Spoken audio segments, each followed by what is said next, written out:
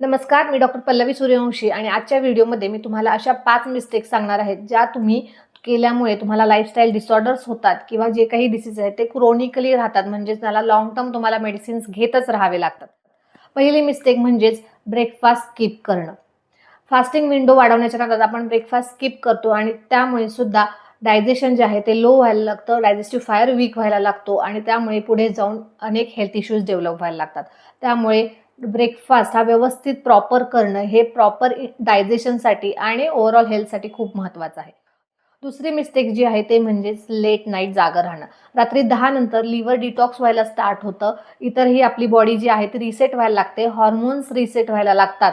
त्यामुळे रात्री 10 नंतर मोबाईल स्क्रोल करत जागत राहणं हे अत्यंत चुकीचं आहे आणि त्यामुळे सुद्धा बरेच सारे डिसीजेस हे क्रिएट होत असतात.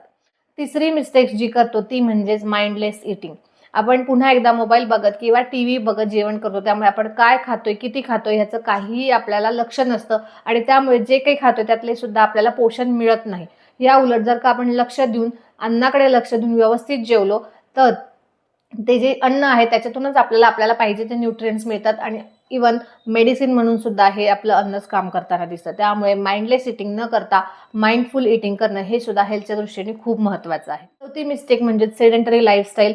बऱ्याचदा आपण बघतो की लोक दिवसेंदिवस एका जागेवरून हलत नाहीत, एकाच ठिकाणी बसून काम करतात, तिथेच जागेवर त्यांना कॉफी जेवण आणून दिलं जातं. हे अत्यंत चुकीचं आहे. दिवसातला किमान अर्धा तास तरी कुठली ना कुठली शरीराची ॲक्टिव्ह मुवमेंट होणं हे खूप गरजेचं आहे. तुम्ही वॉकिंग करू शकता, रनिंग करू शकता, सायकलिंग करू शकता, स्विमिंग करू शकता, योगासन करू शकता. कोणत्याही फॉर्ममध्ये शरीराची ॲक्टिव्ह मुवमेंट किमान अर्धा तास आणि त्याच्याही पुढे जाऊन 1 तासापर्यंत तुम्ही केलात तरी सुद्धा हे तुमच्या हेल्थसाठी चांगलं आहे आणि तुम्हाला लाईफस्टाईल डिसीजेस होऊ नयेत किंवा झाले असेल तर ते रिव्हर्स करण्यासाठी सुद्धा ही गोष्ट खूप महत्त्वाची आहे. आणि 5वी महत्त्वाची मिस्टेक जी होते ती म्हणजेच इमोशन्सचं सप्रेशन करणं. अँगर असेल, सॅडनेस असेल, अँझायटी असेल तर हे जे इमोशन्स आहेत ते सगळे सप्रेस केले जातात, ते ओपनली बाहेर पडू दिले जात नाहीत आणि त्यामुळे सुद्धा त्याचा डायरेक्टली शरीरावरती इम्पॅक्ट होऊन सुद्धा शरीरामध्ये बरेच सारे क्रोनिक डिसीजेस डेव्हलप होताना दिसतात. त्यामुळे आजपासूनच ह्या मिस्टेक्स टाळायला सुरू करा.